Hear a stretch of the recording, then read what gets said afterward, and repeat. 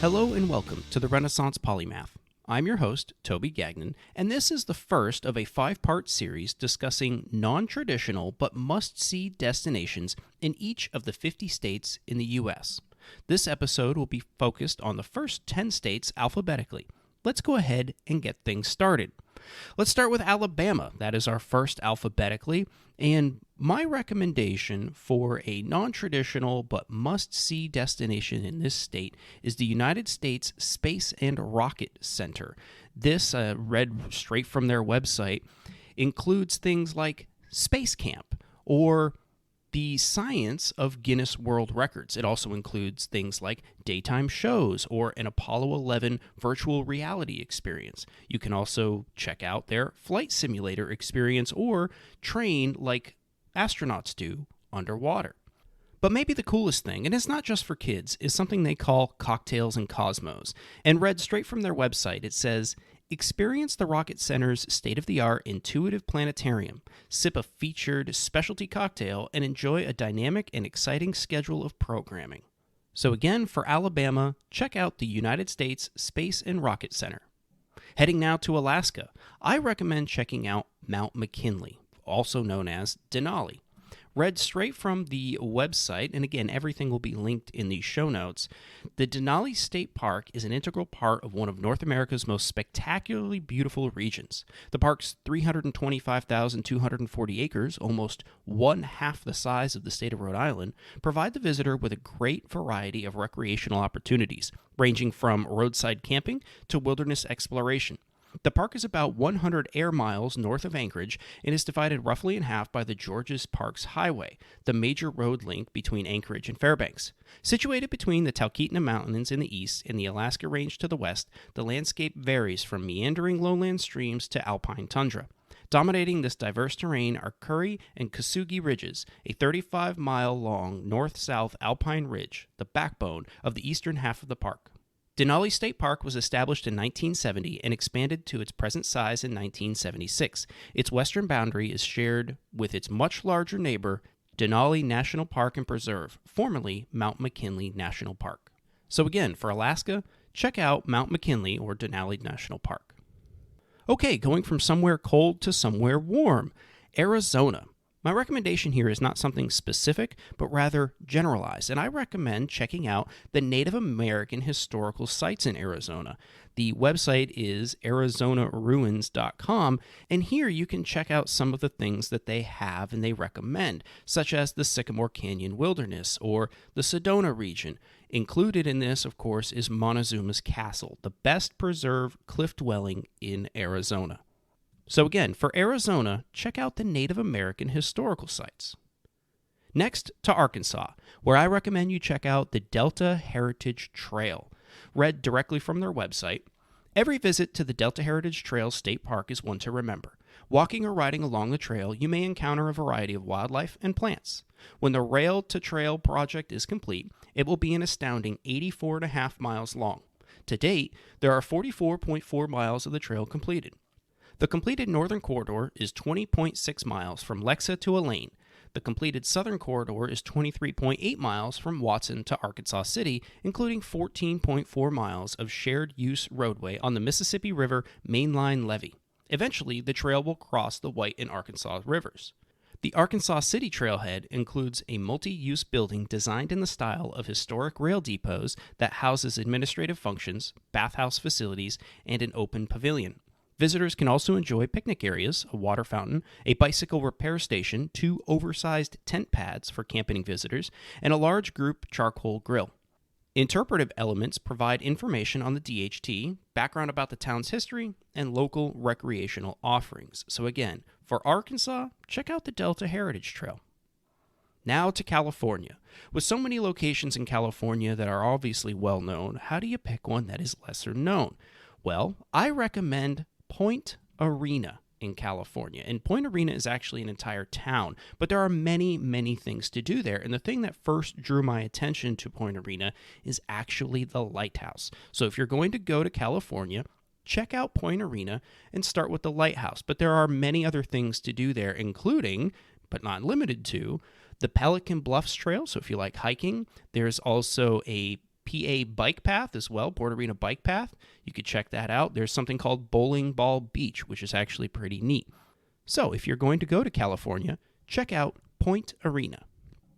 All right, from California, let's move to Colorado, where again, I don't have anything specific for you to check out.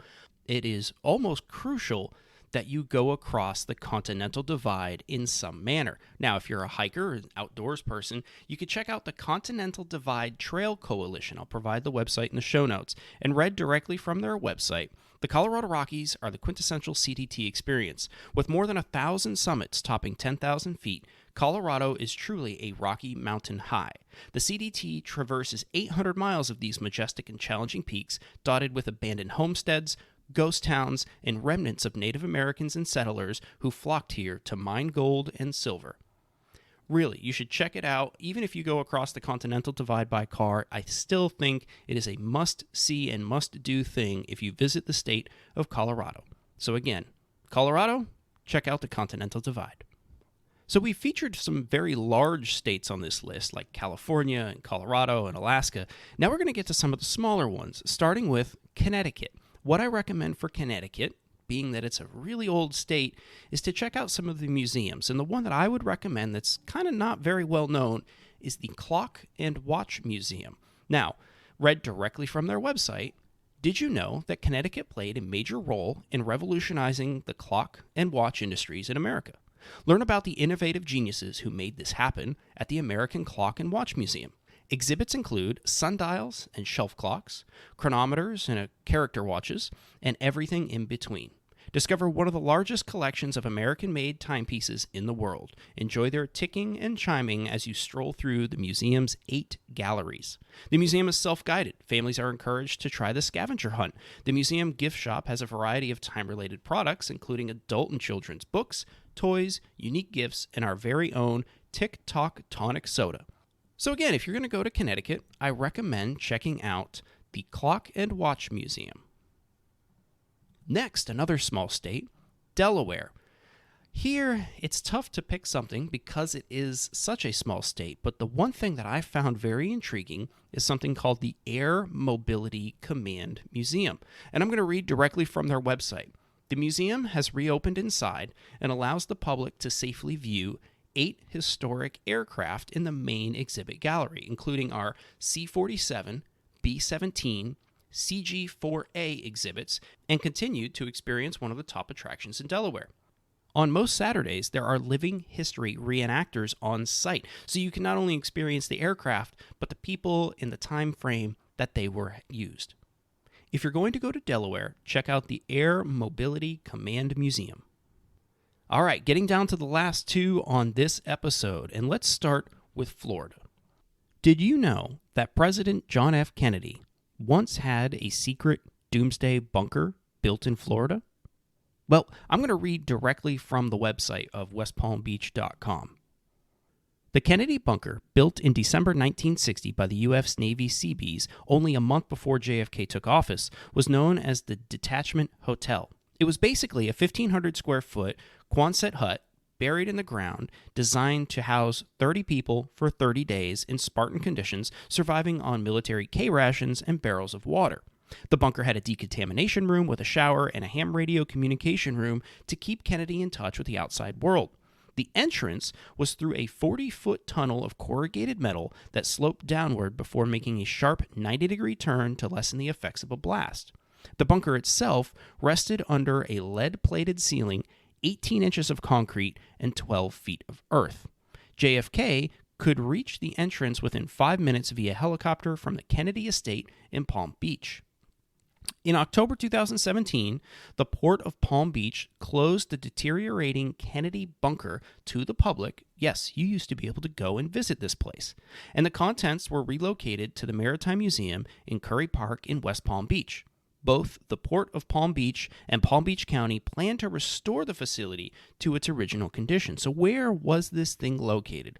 Well, it was built on something called Peanut Island, which was actually created in 1918 from dredging the Lake Worth Inlet and Port of Palm Beach.